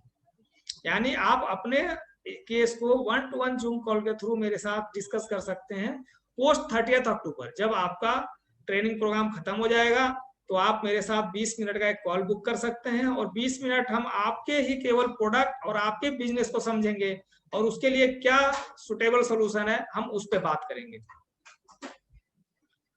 So thank you very much everyone for participating in this training session on cost, manufacturing cost, जिसमें हमने आपसे बात करी।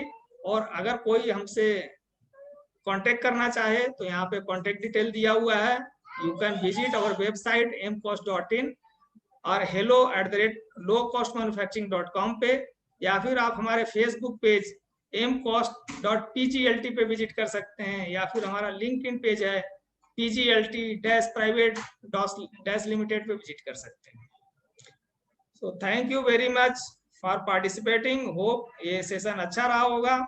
और अगर बाकी के session आप देखना चाहें या सुनना चाहें तो हमारे इन पेज पे विजिट करेंगे, जहाँ पे आपको इंग्लिश में हमने सेम सेशन ऑर्गेनाइज किया हुआ है, इसका इंग्लिश वर्जन आप सुन सकते हैं, या फिर डिफरेंट टेक्निकल सब्जेक्ट के ऊपर हमारे ट्रेनिंग सेशन या वेबिनार्स हैं या दूसरे सेशंस हैं, उसको भी आप हमारे इन पेज पे देख सकते हैं या उनको सुन सकते हैं।